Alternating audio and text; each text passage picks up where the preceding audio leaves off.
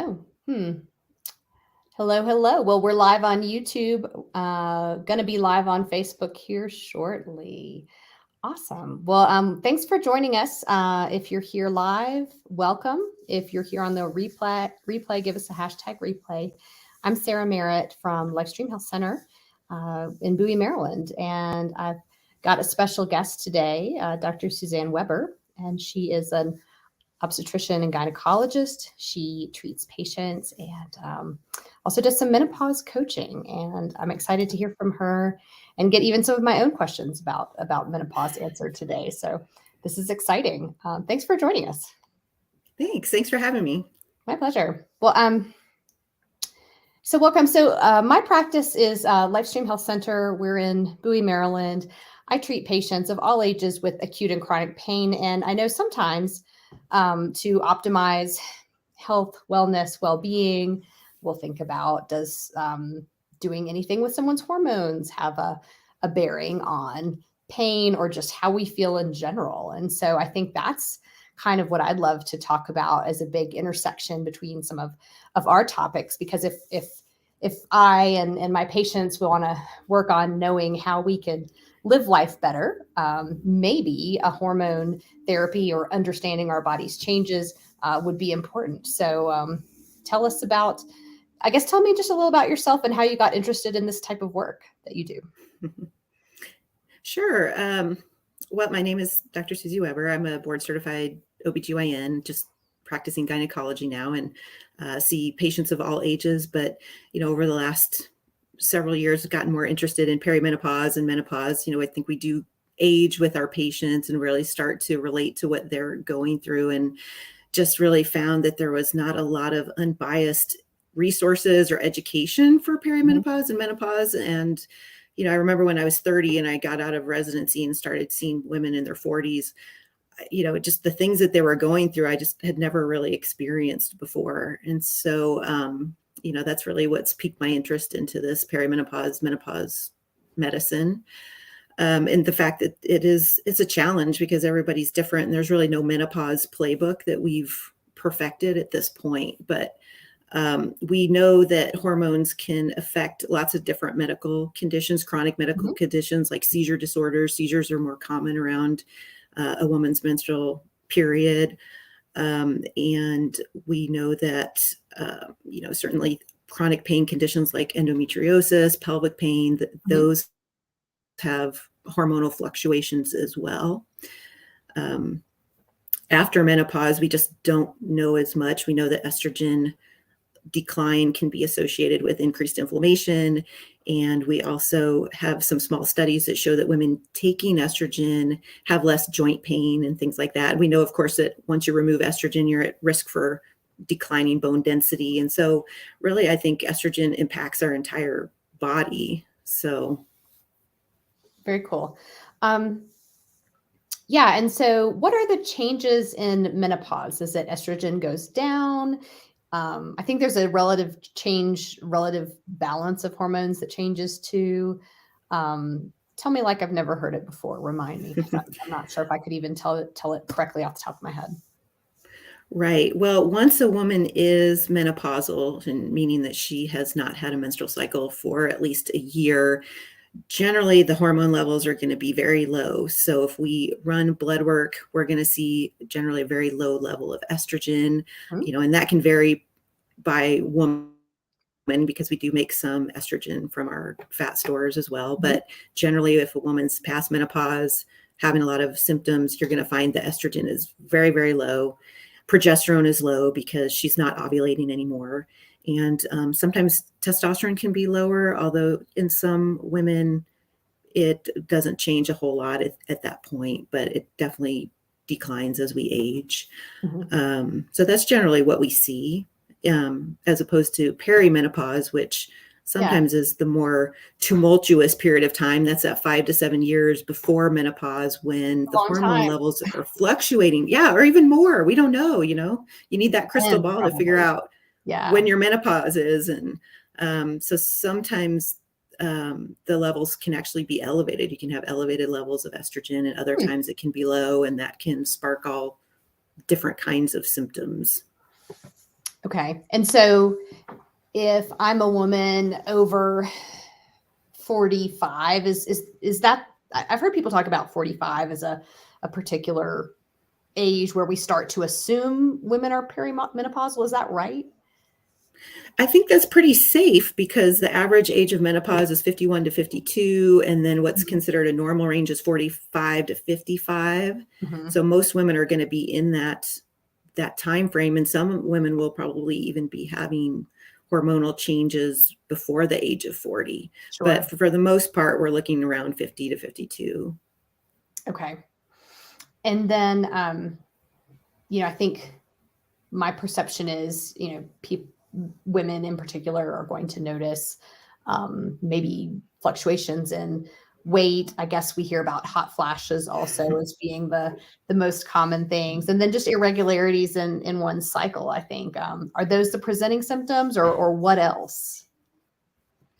Those are pretty common. So definitely night sweats, hot flashes. If you're still menstruating, you may get those the week before your menstrual cycle. Weight gain during the perimenopause, it seems like it tapers off once you're into menopause, but a lot of women, they'll notice that first, that their cycles are either getting closer together. And then when you're in the late perimenopause, generally you're starting to skip them. So you may be going 60 days. And so you're getting closer to that menopause time. Weight gain is a big factor. And like you said, the hot flashes, night sweats can be pretty common. A lot of times after menopause, those tend to predominate more than some of the other things like the, weight gain, et cetera, and the anxiety. A lot of times that stuff can taper off some, but. Yeah. Tell me more about mood. Is it depression, anxiety, both? Yes. No. Yes. I think it's a little bit of everything. So when women are still having menstrual cycles, a lot of times we'll see a lot of PMS or a lot of PMDD, which is premenstrual dysphoric disorder. Mm-hmm. A lot of women get very, very irritable. They get really depressed or just ragey that week or so before their menstrual cycle. And then usually once they're a day or two into their bleeding or into their cycle, they generally feel better. But I think it's just a difficult time of life too. So if you're prone to depression, you're prone to anxiety, definitely there can be an increase in those symptoms, especially anxiety. And then it's also a difficult time in life because a lot of women are, advancing at work, or they're working really hard. They're also taking care of their family, maybe taking care of aging parents. There's a lot of society expectations. And I think there's just a lot of mental fatigue on top of the mood. Mm-hmm. And what about brain dysfunction, cognitive dysfunction? Is that something that you've heard people describe? Definitely. Yeah, definitely. It may not be in the top 3, but I think a lot of women do have that. And I've had a lot of patients in the perimenopausal period or early menopause that, just really felt brain foggy and even started to worry about whether they had some kind of early onset dementia because they weren't used to having those lapses in finding words or walking into a room and forgetting what they came in there for, or attention deficit, difficulty focusing. Mm-hmm. Yeah, so those things can all change as these, because it just seems like our hormone systems in our body, right? They're pervasive. They're everywhere. I mean, that's kind of what a hormone is. It's something that comes from one place of the body and sends a signal somewhere else, right? Yeah. So they have so many effects on brain, organ systems, all that. So we talked a little about who probably is perimenopausal and how you might diagnose it would involve maybe partly just by age, but then also maybe blood work. Does everybody need blood work to know if they're in menopause, or is that something that's done just sometimes, or is that something everybody does? That's a great question. There isn't really a blood test that can tell you that you're in perimenopause because those hormone levels can fluctuate. So a woman could go 3 or 4 months without a menstrual cycle, have a lot of hot flashes and night sweats, and you could find that her estrogen level was on the lower side, or her FSH, which is a pituitary hormone that drives our ovaries, that could be elevated and be in a menopausal range. But then a couple months later, boom, she could ovulate and hormone levels could be back in a normal range. And what I find is I see a lot of women that come in that have been to their regular doctor and they've mentioned all these symptoms and they've had blood work drawn and the blood levels are normal. And that's actually really normal. So, and then they say, oh, you're fine. Your blood levels are normal. And then they don't get discussion about management or treatment options that they can try.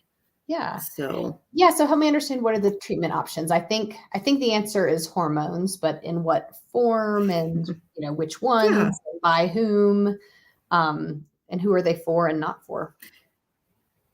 Yeah, that's a great question. And hormones is definitely a treatment option. I usually try to address everything with patients. Diet, a good anti-inflammatory diet, probably things that you talk about with your patients with chronic pain. Diet, exercise, trying to improve their sleep, decrease their stress. I think all of those things definitely can help. Limiting alcohol. There are some lifestyle factors can help. Yeah, I think that helps a lot. Especially with the exercise and things like that. It's going to help with weight gain and joint pains and things like that. And then there are hormonal options. So if a woman is still having menstrual cycles and they're problematic, and if she still may need contraception, because if she's 46 and still ovulating and not using another form of birth control, then she's going to be at risk for pregnancy. So we talk about things like low dose continuous birth control pills, which can help with a lot of the hot flashes, night sweats, menstrual issues, and mood sometimes really can help with women with a lot of PMS type things. And then for women that don't need contraception, or really their menstrual issues are not a big deal, then just using lower doses of hormones that are FDA approved for menopausal symptoms can help a lot of women. So generally we are supplementing estradiol, which is the estrogen that our body makes primarily before menopause. That can help with the hot flashes, night sweats, can help independently of those hot flashes with sleep as well. And then if she has a uterus, she needs to take progesterone to protect that uterine lining from the estrogen. And that can be calming and it can help promote sleep as well. So a lot of women find that that's a good combination. And that's generally just a starting point.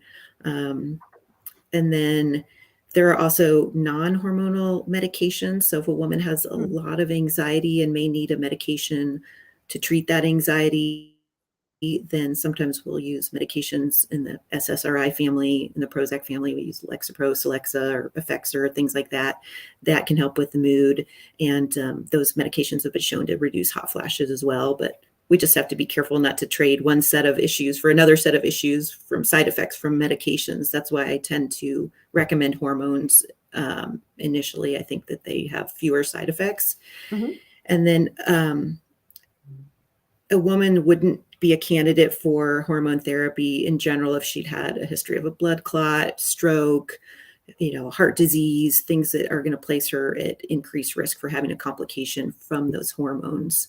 And we certainly generally don't use them in women that have had a hormone sensitive breast cancer or uterine cancer, things like that. Yeah. And that would be a personal history of a hormone sensitive cancer, not necessarily. I mean, I guess the other question would be, what about somebody with a family history? Right. Things. Yeah. I think a lot of women worry about that because of a family history, but it's not, a contraindication, and every woman is different. And, unfortunately, if you're at higher risk for a cancer, I don't necessarily think the hormones are causing the cancer, but they may affect it. We've got more recent data where we've looked at women in that newly menopausal range, age 50 to 59, and the risks of breast cancer were quite low. It was three out of 1,000 women over a 5-year period of time. Okay. So, half a woman per year with an increased risk of breast cancer. And that was in women taking estrogen and progesterone.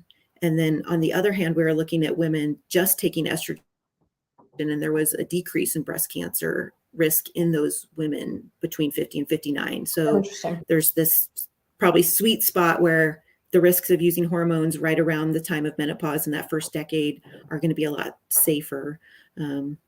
So it really depends on a woman's symptomatology. But the tough part is these changes can last for 5 years, 7 years, 12 years. And it can be really distressful. You're not sleeping, you're hot flashing every night, and that affects everything.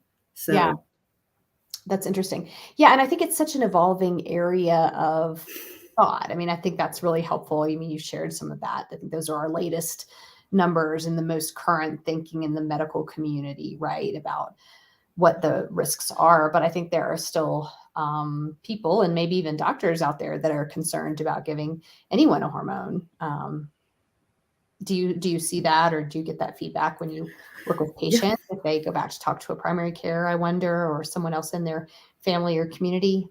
Hmm. I agree. Definitely. And I think that's what's driven a lot of these hormone health clinics and things like that, where women are going and getting pellets and supplements and things like that, because unfortunately they haven't gotten any help from the Yeah, medical community sometimes. And I think the last 20 years, really the emphasis has been away from using hormones. And so a lot of practitioners don't feel comfortable using hormones, or they haven't, taken a deep dive into the data. And I right. don't treat cholesterol. So I check somebody's cholesterol. I have them go see their primary care doc, because I'm not an expert in that area. So I understand if a primary says, go see your gynecologist, but there are still a lot of gynecologists that are very uncomfortable with you treating menopause, perimenopause, and sexual dysfunction as well. So Yeah. Well, and speaking of this, yeah, tell me a little bit about I believe you have a menopause certification. Tell me a little about that. And so for people in our audience also, they might or might not be local to you. How would we find a menopause specialist in our area? right. So the North American Menopause Society has a program where they certify menopause specialists who have taken an interest in learning more about menopause and sitting for an examination. And you can find a practitioner on their website that is certified by geographic area. Awesome. Yeah, I think that's just a great resource. I had seen that from your website, and menopause.org. I'm going to put that in our comments here too, so people have that handy if they would want to look that up, to know about menopause specialist, people who are comfortable, who are familiar with the data and the literature. I think that's really helpful. Very good. Yeah, so I'm interested too to hear, that you mentioned, hey, the uncertainty, among medical providers, and hey, we can't be experts in everything, right? Like any of us who practice. Yeah. Yeah, I'm not an expert in every area of medicine, but yeah, to have that level of comfort. We've got this Menopause Society link. But yeah, tell me more about I've seen these clinics that do hormone treatment and pellets. Is this an okay way to get treatment, or, are there cautions that, that patients should think about if they were considering getting treated at a specialty clinic that works in the hormone space? Right. I think there's a place for supplements, and I think there are certainly women and men that use compounded medications. I mean, there are a lot of things that we need sometimes that we can't find in a regular FDA approved prescription. Or if a woman's tried FDA approved prescription hormones and not done well and wants to go outside of the box, I don't think there's anything wrong with that. Mm-hmm. For me, the challenge is when I see patients in the office and they've had no discussion about why they're having their symptoms, or FDA approved studied ways of treating their symptoms, and they've simply been, they've had blood work that they probably didn't need, and now they're getting hormone pellets or injections or things like that. And I think there's a place for those things, but I just feel like they're not getting the full discussion of risks, benefits, and other options. And I feel a lot of times women just, we're in our midlife, we're tired, and we want to feel good, and we just get desperate. And if you're not getting help from your regular doctor, then you go looking elsewhere.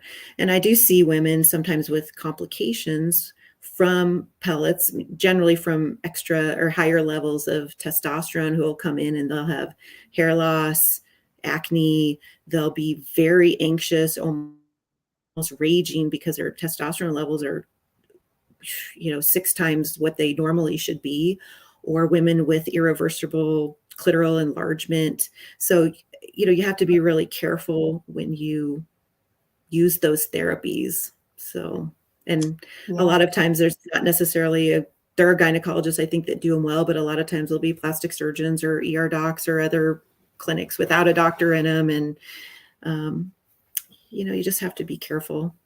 Yeah. Yeah, fair enough. Just being an educated consumer, I think, and asking questions can be so valuable to really assess, ask all those questions that you would ask to anybody. Very good. And you mentioned supplements earlier. Are there specific like dietary supplements or nutritional supplements that can be helpful for menopause or perimenopause?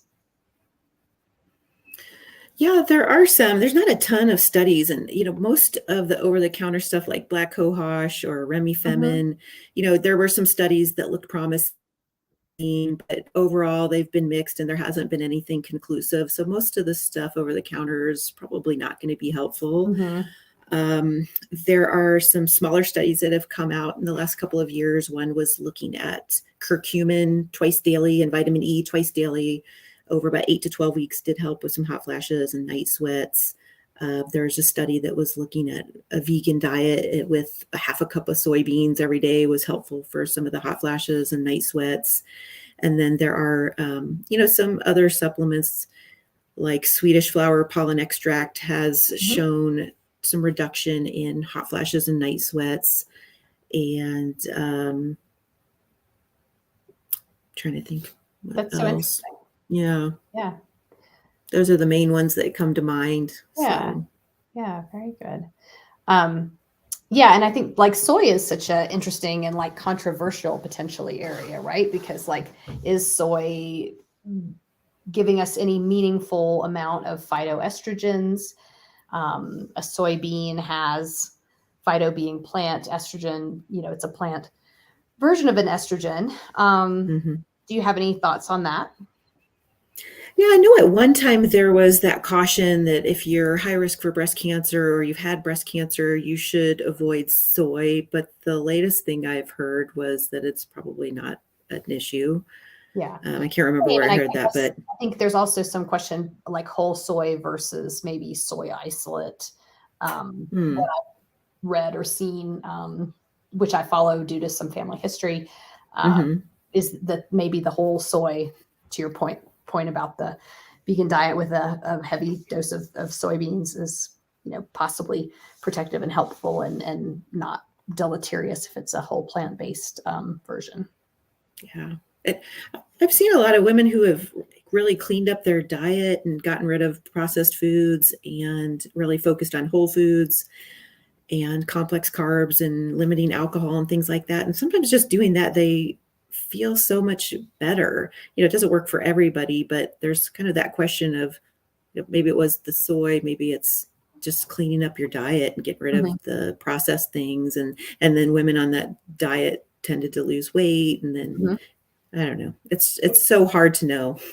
Yeah. And in terms of getting rid of processed foods, just anything that comes in a package or, tell me more about how you like might talk to a patient, how if I wanted to move in that direction with my diet, what would be some steps I could take or easy ways to think about my grocery shopping to move toward more of a whole foods plant-based and less processed at least. Yeah, I would usually talk to them about just avoiding things, like you said, in a package, or if there's ingredients you don't recognize, don't get that. Try to focus on single food items or meals that you make with single foods, whole foods, real foods, fiber. Boy, nobody gets enough fiber, but I think that getting 25 grams of fiber or more a day as a woman can help sometimes with weight, fills you up faster, and may even, for those women in the perimenopausal period who have kind of estrogen overshoots, that fiber may even help with that elevated estrogen level. Things like chia seeds have a ton of omega-3s and a ton of fiber. So I usually talk to them about just the whole foods. Awesome. Yeah. Awesome. Well, and tell me a little about how you work with patients. So it sounds like you have a practice for uh, OB and GYN. Is it just, do you do OB also, or is it just GYN at this point? No, I phased that out a couple of years ago. So it's just gynecology, and I see women of all ages, but my schedule tends to lean more toward the perimenopausal, menopausal patients these days, since Yeah. I've started blogging and promoting the menopause aspect of my job. Yeah. So I'll do one-on-one consulting with patients, because sometimes women aren't in a place where they can find a practitioner and they just want to Mhm. get information and try to figure out where they go from there. So I do consultations and follow-up virtual visits with counseling and things like that. And that way I can work with women out of state. I don't have a license in any other state except Colorado. And so generally, if somebody's local, they would come to my clinic and see me there, or we would do a virtual where I was licensed. And then I do some small group speaking, I've done some local groups where I've come and talked about perimenopause and menopause, and those Oh, are yeah. always really fun. I would bet Yeah. there's a lot of need for that. That's right. So many women's group and really like who's talking about it. I think that's the challenge is a lot of the Yeah. um, medical establishment just isn't like thinking as hard as they could be about this problem. Yeah. And I think the media is taking over some now. There's been more articles in newspapers, New York Times. Mhm. I think Oprah has a little workshop. And so I think the word is getting out in the media, but we just want to make sure that women have, a medical person to take care of that stuff as well. They're not just getting all their information from the media. Yeah, that's right. That's right. Yeah, I think there's a lot you can learn from a book or from the media, but yeah, to have somebody really meet with you around your specific condition, around your specific Yeah. situation, in person or virtually, right, has to have a lot of value. And also, I think to make sure that you're taking care of everything, getting your mammograms and your paps and your Mhm. blood work and all the things you should be doing as well, as opposed to just hormones and things. So And so, and I heard you correctly that the hormone levels on, say, a blood test aren't the only thing that would drive the therapy. Some of it would just be clinically treating the patient, observing the response, and then determining what, if any, other changes to make. Is that right? right. Most of the time, we usually just work on symptoms. So if a woman's menopausal and she's having hot flashes and night sweats, we work within a defined range of FDA approved prescriptions. We start at a level, sometimes we start low and work up. Sometimes a woman's really suffering, we'll start kind of mid-range and see where we need to go from there. But Mhm. if we're at a certain level of hormones and she feels good, her symptoms are in good control, we don't really need a blood level to see where she's at. Yeah. If you've got someone on higher levels of therapy and they're not responding, it may be helpful to check a blood level. Maybe she's just not absorbing from a patch or a gel, but most of the time we just treat their symptoms. Yeah. So And then, how long of a road is this of somebody who's, say, perimenopausal and gets treatment? Does that person take hormones the rest of their life, or is it a 5 or 10 year journey, or how do you figure all that out? yeah, that's a great question. It really depends on the woman. And it's probably fine to take hormones for that 10 years after menopause. And so some women think, well, I feel good. I don't have any reason why I shouldn't take these hormones. I'm Mhm. going to stay on them as long as I can stay on them. But for some women, they just want to use them to get through that initial rough period and then wean off of them. Um, uh, but it's really an individualized decision. So it's kind of, you see the patient every year and you figure out, how are we doing this year? What do we want to do with these hormones? And there's no age that a woman has to stop hormones if she's doing well on them and not having any problems.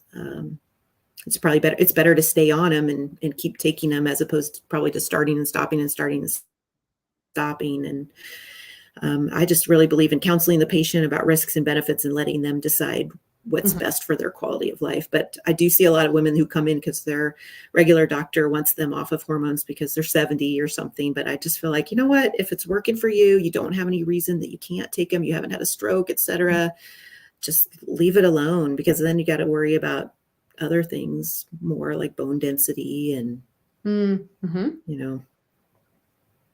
Very good. And so then do you, as if you're the prescriber, do you approach that primary to talk about it, or how do you help the patient resolve that situation, I wonder? Yeah, a lot of times I'll just send an electronic letter through so that Mhm. they can see my note and what we talked Yeah. about and my recommendation, and or if there's something, I'm curious whether they want the patient on things, or maybe there's a question about their medical issues. I'll reach out to them, but a lot of times I just send a letter so they know what's going on. And Very good. And then they're all up to date. yeah, and I do that too. I'll see a lot of patients that maybe have some kind of condition where they've seen a hematologist, or some of our patients that have had hormone sensitive breast cancer Mm-hmm. who struggle with vaginal dryness and pain with intercourse. Reach out to them and see how they feel about that woman using local vaginal hormones or estrogen and things like that. So, we all just got to work together to take care of the patient. Makes sense to me. Well, thank you so much. Dr. Suzanne Weber is a board certified gynecologist and North American Menopause Society certified menopause practitioner. Thank you so much for being with us. I'm going to put a little Thank more you, Sarah. information in the chat. Yeah.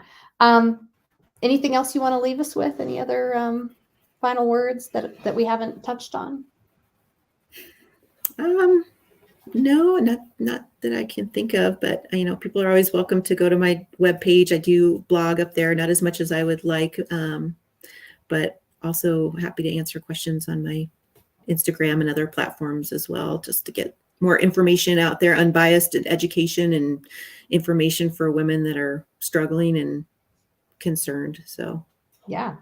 No, I think that's great. So I think to feel our best and to live better with pain, with chronic pain, I think considering whether menopause therapy, whether hormone therapy or other lifestyle interventions might be helpful is a great place for a lot of people to start. And I'm really encouraged, frankly, to hear that there are so many. It sounds like just lifestyle interventions of eating well, exercising, regulating sleep can actually really help with this condition. I think that's actually really exciting. I didn't know. yeah. Awesome. Well, thank you so much. Awesome. Thanks for being here, Dr. Weber. Sarah Merritt with Lifestream Health Center. Thanks for joining us. Thank you. Bye.